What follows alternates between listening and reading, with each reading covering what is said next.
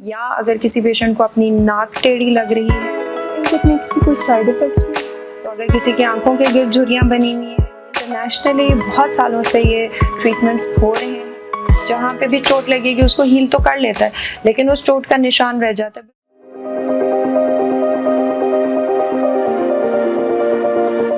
अस्सलाम वालेकुम, I am doctor Kashmala with a new episode of health cast. आज हमारे साथ मौजूद हैं doctor Saeeda Sakina. She is the consultant dermatologist and cosmetologist and she is the first female FCPS dermatologist of Baltistan and in वॉकेंट।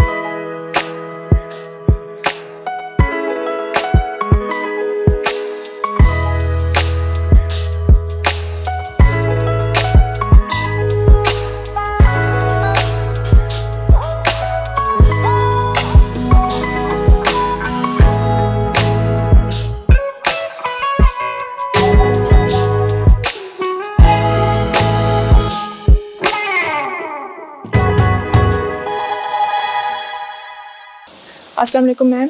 वालेकुम अस्सलाम। Ma'am बताएं कि डर्मेटोलॉजिस्ट और कॉस्मेटोलॉजिस्ट में क्या डिफरेंस है? डर्मेटोलॉजिस्ट ऐसा डॉक्टर होता है जिसकी ट्रेनिंग उसकी स्पेशलिटी बेसिकली इस फील्ड में होती है कि उसने स्किन की बीमारियों के साथ डील करना होता है। और कॉस्मेटोलॉजिस्ट या एस्थेटिक फिजिशियन ऐसा डॉक्टर होता है जो स्किन को मज़ीद खूबसूरत बनाने के लिए, स्किन, हेयर, नेल, इन सारी चीज़ों को मज़ीद बेहतर बनाने के लिए डिफरेंट प्रोसीजर्स के ज़रिए ट्रीटमेंट्स करते हैं। ओके मैम, ये डिफरेंट जो न्यूरो टेक्निक्स हैं like Botox, fillers and threads, इनके बारे में गाइड करें। अच्छा, थोड़ा सा न्यू है इन पाकिस्तान, स्पेशली बोटॉक्स, फिलर्स और थ्रेड्स की अगर हम बात करें, बट इंटरनेशनली बहुत सालों से ये ट्रीटमेंट्स हो रहे हैं। और सिर्फ स्किन में ही नहीं, बोटॉक्स का या फिलर का इस्तेमाल इसके अलावा भी बहुत सारे स्पेशलिटीज़ में होता है। अगर बोटॉक्स की हम बात करें तो बोटॉक्स बेसिकली एक ऐसा इंजेक्शन होता है जो हम जल्द की झुर्रियों को बेहतर करने के लिए लगाते हैं, specifically when we are talking about skin. और बोटॉक्स का काम ये होता है कि वो आपके मसल्स को रिलैक्स करता है, ठीक है। तो अगर किसी की आंखों के गिर्द झुर्रियाँ बनी हुई हैं या इन चेहरे के लोअर पार्ट पे झुर्रियाँ बनी हुई हैं, जब हम इंजेक्शन लगाते हैं तो उससे क्या होता है कि उनके वो मसल्स रिलैक्स होते हैं और उसके नतीजे में उनकी जिल्द साफ़ हो जाती है, रिंकल्स नहीं होते जिल्द पे।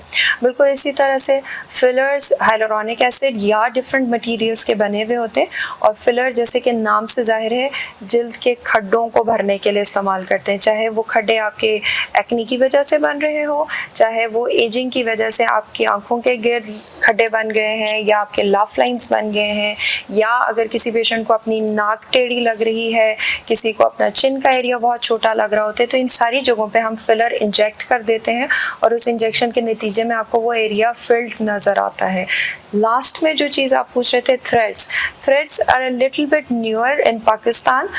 नाम से जैसे जाहिर है कि थ्रेड्स धागे होते हैं, बट ये सर्जिकली बने हुए होते हैं और ये आपकी जिल्द के अंदर जाते हैं।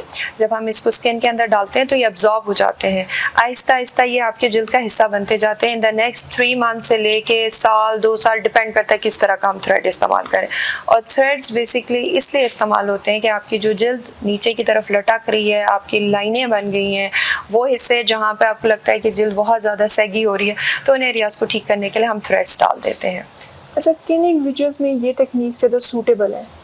देखें, वो सारे पेशेंट्स जो कि अबव 25 ईयर्स के होंगे, चाहे वो मेल्स हैं या फीमेल्स हैं। बात ये होती है कि 25 साल के बाद आपकी जिल्द के अंदर से एक प्रोटीन होता है जिसको हम कोलेजन कहते हैं, वो ख़त्म होना शुरू हो जाता है, ठीक है। और उसमें फिर बहुत सारे फैक्टर्स ऐड ऑन होते जाते हैं, जैसे कि अगर कोई बहुत ज़्यादा स्ट्रेस लेता है पेशेंट, अगर कोई स्मोकिंग कर रहे हैं, उनका धूप में जाने का काम बहुत ज़्यादा है, या कुछ जो हमारे आजकल सोसाइटी में है वाइटनिंग क्रीम्स का बिला ज़रूरत इस्तेमाल, ख़ासतौर पर जो आम चीप क्रीम्स मिल जाती है मार्केट में, अगर वो ज़्यादा इस्तेमाल करेंगे तो उसके साथ आपकी स्किन और जल्दी पतली होगी, आपका कोलेजन जल्दी ख़त्म होगा। तो ऐसे पेशेंट्स को हो सकता है कि 25 साल से पहले भी शायद ज़रूरत पड़े, बट जनरली 25 साल से जो ऊपर के एज ग्रुप के लोग होते हैं, बोटॉक्स, फिलर्स या थ्रेड्स हम उनमें रिकमेंड करते हैं। और ज़रूरत के हिसाब से किसी को अगर फोरहेड पे लाइनें आ रही हैं, किसी की आंखों के गिर्द झुर्रियाँ आ रही हैं, तो हम उसके लिए बोटॉक्स का इस्तेमाल करेंगे। अगर किसी को लगता है कि उनके लिप्स की शेप बहुत पतली है, उनकी नाक की शेप प्रॉपर नहीं है, उनको फेस अपना बहुत पतला या अंदर को गाल पिचके हुए फील होते हैं, तो ऐसे पेशेंट्स में हम फिलर्स इस्तेमाल करेंगे। और इसी तरह से किसी के ये जो जॉ लाइन है वो डिफाइन नहीं है, नीचे की तरफ स्किन बहुत लटकी हुई है, तो ऐसे पेशेंट्स में हम थ्रेड्स का इस्तेमाल करेंगे। अच्छा, इन टेक्निक्स की कोई साइड इफ़ेक्ट्स भी हैं? डेफिनेटली है, ये नहीं है कि जैसे हम कहते हैं कि पैरास्टामोल के भी बहुत सारे साइड इफ़ेक्ट्स हैं, बिल्कुल वैसे ही फिलर, बोटॉक्स, थ्रेड्स के भी साइड इफ़ेक्ट्स हैं। इम्पॉर्टेंट बात और अच्छी बात, फिलर्स, बोटॉक्स और थ्रेड्स इट्सेल्फ खुद कोई मसला नहीं करते।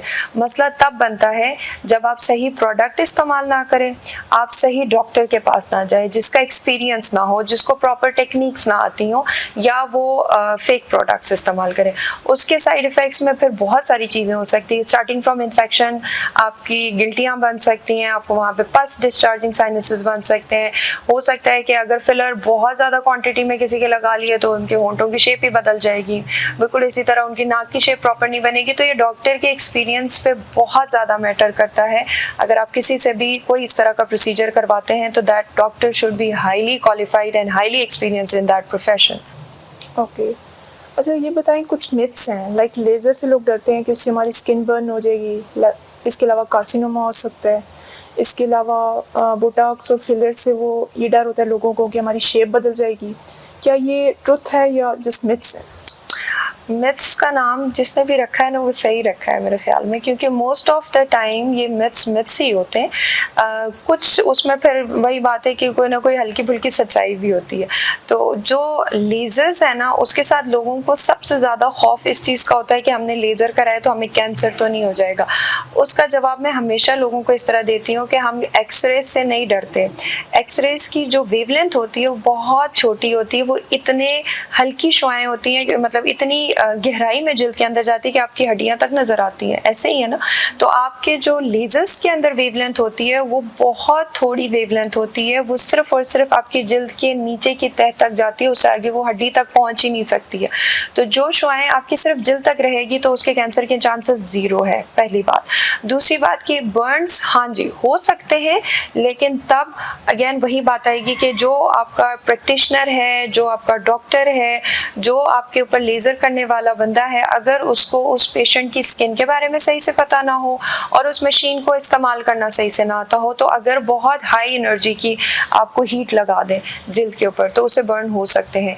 लेकिन अच्छी चीज़ ये भी है कि लेज़र के जो बर्न्स होते हैं ना वो टेम्परेरी होते हैं, परमानेंट नहीं होते, उसको हम ठीक कर सकते हैं। हमारे पास आते हैं ऐसे बहुत सारे पेशेंट्स, कहीं और से करा लिया, या बहुत सेंसिटिव स्किन वाले पेशेंट्स होंगे, अगर उनका लेज़र करेंगे तो बर्न हो सकता है। तो ऐसे पेशेंट्स को डील कर सकते हैं और ऐसे पेशेंट्स ठीक भी हो सकते हैं। इसके अलावा कुछ और मिथ्स भी हैं कश्माला, जैसे कि एक्नी के लिए लोग कह रहे होते हैं कि जी अगर आपने ट्रीटमेंट करा लिया तो आप तो सारी ज़िंदगी एंटीबायोटिक्स पे रहेंगे और उसके साइड इफ़ेक्ट्स में आपके गुर्दे डैमेज हो जाएंगे, आपके और मज़ीद नुकसान होंगे, एक्नी को ट्रीट नहीं करना चाहिए, जवानी के दाने खुद ही ठीक हो जाएंगे। प्रॉब्लम ये आती है अगर आप एक्नी को ठीक नहीं करेंगे ना तो आपकी जिल्द पे इतने खड्डे बन जाएंगे, इतने निशानात बन जाएंगे। दाने तो शायद आपके वक्त के साथ, क्योंकि आपकी हीलिंग इम्यूनिटी है ना, आपकी बॉडी खुद ब खुद जहाँ पे भी चोट लगेगी उसको हील तो कर लेता है, लेकिन उस चोट का निशान रह जाता है। बिल्कुल ऐसे ही ये दाने खुद से हील तो हो जाएंगे लेकिन उसका निशान रहेगा, खड्डा रहेगा, और उसको ठीक करने के लिए फिर पेशेंट को ज़्यादा मेहनत करनी पड़ती है, ज़्यादा खर्चा करना पड़ता है, और वो फिर पेशेंट्स के लिए साइकोलॉजिकली बड़ा अपसेटिंग हो जाता है। तो बेहतर यही होता है कि आप अपने डर्मेटोलॉजिस्ट से ज़रूर इस चीज़ के बारे में डिस्कस करें। जहाँ तक बात है कि जी गुर्दों पे असर करेगा कि नहीं करेगा, ज़्यादातर जो एंटीबायोटिक्स दी जाती है एक्नी के ट्रीटमेंट में या जो खाने की मेडिसिन दी जाती हैं वो बहुत हल्की मिकदार में दी जाती है, ड्यूरेशन ज़्यादा होता है, 3 महीने से लेकर 6 महीने तक भी ट्रीटमेंट हम देते हैं, लेकिन वो इतनी मिकदार थोड़ी होती है। फॉर एग्जांपल जैसे हम आइसोट्रेटिनोइन देते हैं वो 20 मिलीग्राम की होती है, तो कम मिकदार में लंबे अरसे का देने का फ़ायदा ये होता है कि नुकसान कम से कम होते हैं और आपको फ़ायदा उससे ज़्यादा होता है। ओके, अगर आपसे किसी ने कंसल्टेशन लेनी हो then how to contact you? आसान तरीके हैं, सोशल मीडिया का ज़माना है, तो I am on Instagram, doctor Sakina dermatologist के नाम से मेरा इंस्टाग्राम पे है पेज। इसके अलावा फेसबुक पे डॉक्टर सकीना डर्मेटोलॉजिस्ट के नाम से ही है, और व्हाट्सएप का नंबर है हमारा जो कि आपको अभी हम लिंक भी शेयर कर देंगे। और lastly doctor Sakina clinics, it's in the वाकेंड बैरियर नंबर 3 के बिल्कुल करीब है, अलबरका बैंक की बेसमेंट में, माल रोड पर। Thank you so much. ये थी डॉक्टर सकीना। नेक्स्ट एपिसोड में मिलेंगे एक नए डॉक्टर के साथ और एक नई एपिसोड और नए टॉपिक के साथ। टिल देन अल्लाह हाफिज़।